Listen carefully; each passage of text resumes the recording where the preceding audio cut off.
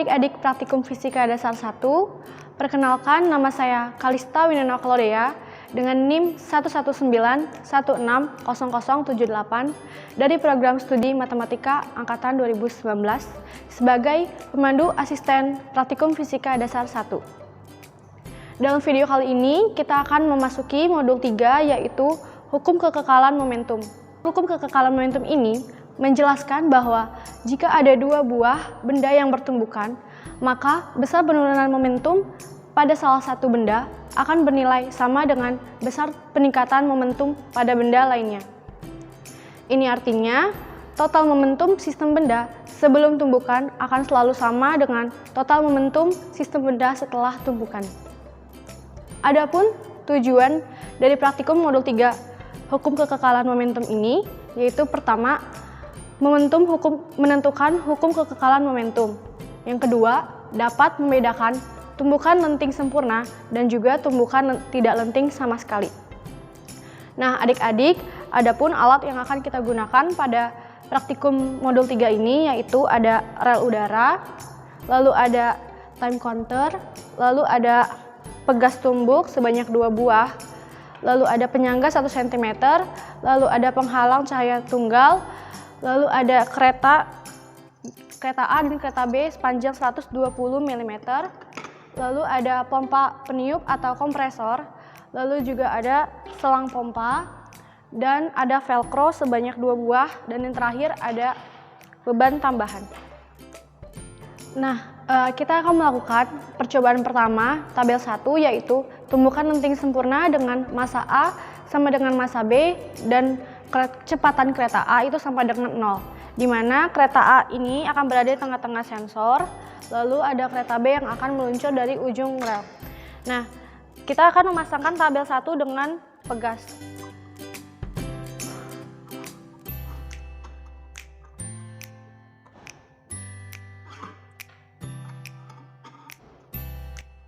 Kita akan menaruh kereta A di sini dan kereta B di ujung rel. Lalu kita akan menghidupkan time counter dan kita akan memilih functionnya itu di collision. Lalu kita akan menghidupkan pompa kompresor.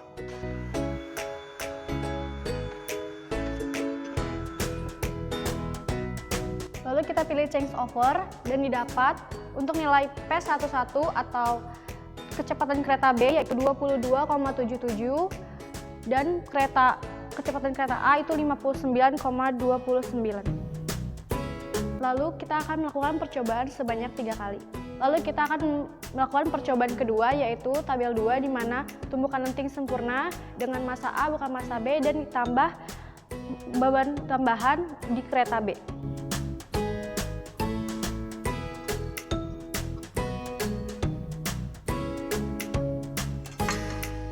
Lakukan hal yang sama seperti tabel 1, di mana kereta B akan ada di ujung rel dan kereta A ada di tengah-tengah sensor. Lalu kita nyalakan kompresor.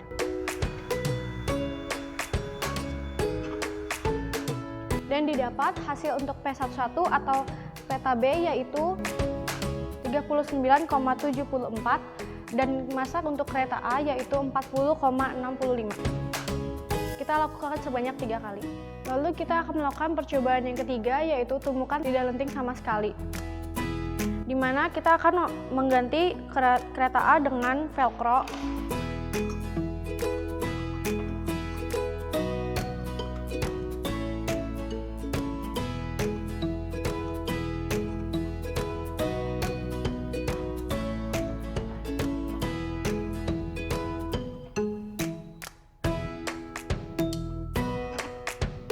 Lalu kita sudah menggantinya, lalu kita akan menaruh seperti tabel 1 dan 2 di mana kereta B ada di ujung rel dan kereta A di tengah-tengah sensor. Lalu kita akan menghidupkan pompa kompresor. Lalu kita mendapatkan hasil pada time counter yaitu untuk P11 54,42, lalu ada P12 yaitu 54,30 dan P21 yaitu 27,15. Lalu kita lakukan sebanyak 3 kali. Percobaan yang terakhir untuk tabel 4, di mana tumbukan tidak lenting sama sekali, kita akan tambahkan beban pada kereta B. Nah, jika sudah, kita ditaruh untuk seperti tabel 1, 2, dan 3, di mana kereta B ada di ujung rel dan kereta A ada di tengah-tengah sensor.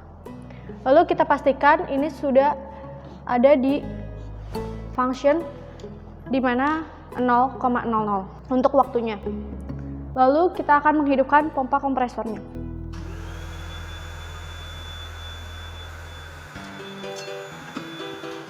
Jika sudah, kita akan mendapatkan hasil pada time counter.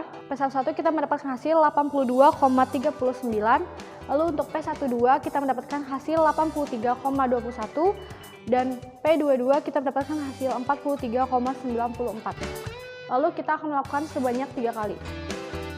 Lalu setelah kita melakukan percobaan, kita akan menggambarkan untuk tabel 1 dan 2, di mana kereta B yang ada di ujung rel ini adalah sensor photogate.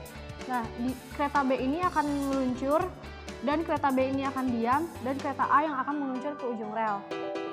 Ini tabel 1 dan 2. Bedanya untuk tabel 2 kita akan menambahkan beban di masa kereta B. Lalu untuk tabel 3 dan 4, ini ada sensor photogate dan kereta B ada di ujung rel. Kereta B dan kereta A akan sama-sama meluncur ke ujung rel. Lalu untuk tabel 4-nya itu akan ditambahkan beban pada kereta B. Lalu untuk tabel 1, untuk tumbukan lenting sempurna dengan kereta B yang akan meluncur dan kereta A yang akan diam, hasil untuk pada time counter tadi ada untuk P11 dan P21, di mana P11-nya itu adalah waktu dari kereta B dan T aksen A itu adalah untuk kecepatan waktu dari kereta A setelah tumbukan. Nah, untuk hasil P11 dari time counter sudah didapatkan hasilnya itu 22,77. Dan untuk P21 atau kecepatan kereta A itu 54,29. Nah, ini akan kita hasilkan untuk perhitungan 3 kali. Lalu untuk tabel 2 itu juga sama, untuk P11 itu untuk waktu dari kereta benda kereta B, lalu untuk T aksen A atau P21 itu adalah kecepatan dari kereta A. Lalu didapatkan hasil dari time counter yaitu 39,74, dan untuk kecepatan kereta A itu 40,65. Jangan lupa untuk satuannya, untuk tabel 1 sampai 4 itu satuannya adalah milisekon. Lalu untuk tumbukan tidak lenting pada tabel 3, di mana hasil dari time counter itu P11 untuk waktu dari kecepatan kereta B, lalu untuk ada T aksen A atau P12 pada time counter itu kecepatan kereta A setelah tumbukan, dan P21 atau T aksen B itu adalah kecepatan kereta B setelah tumbukan, di mana kita mendapatkan hasil untuk P11-nya yaitu 54,42. Lalu untuk hasil dari T aksen A itu 54,30 milisekon. Lalu ada T aksen B kita mendapatkan hasil 57,15 milisekon. Lalu untuk tabel 4 kita mendapatkan hasil untuk TB-nya itu 82,39. Lalu untuk T aksen A kita mendapatkan hasil 83,21. Lalu untuk T aksen B kita mendapatkan hasil 43,92. Lalu kita akan menghitung untuk tabel 4-nya itu sebanyak 3 kali yang dilakukan dalam percobaan. Untuk keterangan pada percobaan modul 3 yaitu untuk V adalah kecepatan kereta dengan satuannya adalah meter per sekon. Lalu untuk P yaitu adalah momentum dengan satuannya gram per sekon. Dan untuk M itu adalah massa kereta dengan satuannya gram. Dan S adalah jarak penghalang cahaya dengan satuannya itu adalah meter, di mana jarak penghalang cahayanya itu adalah 5 kali 10 pangkat min 4 atau 0,5 cm. Lalu kita akan menghitung tabel 1 sampai 4 dengan rumus X bar yang ada di tabel. X bar itu adalah X1 ditambah X2 ditambah X3 dibagi N, yaitu adalah percobaan kita sebanyak 3 kali, dan dibagi N yaitu adalah percobaan kita sebanyak 3 kali juga. Lalu untuk VB itu dengan rumus S per T. S itu adalah jarak penghalang cahaya, dan kita dapatkan hasilnya 5 kali 10 pangkat min 4 meter. Lalu kita bagi dengan T, misal untuk T tabel 1 yaitu kita dapatkan hasil TB-nya 22,77 meter milisekon. Lalu didapatkan hasilnya itu adalah 2,2 dikali 10 pangkat min 2 meter per sekon. Lalu untuk rumus PB, di mana massa dikali VB. Massa itu adalah massa kereta dengan massanya itu ada 100,6.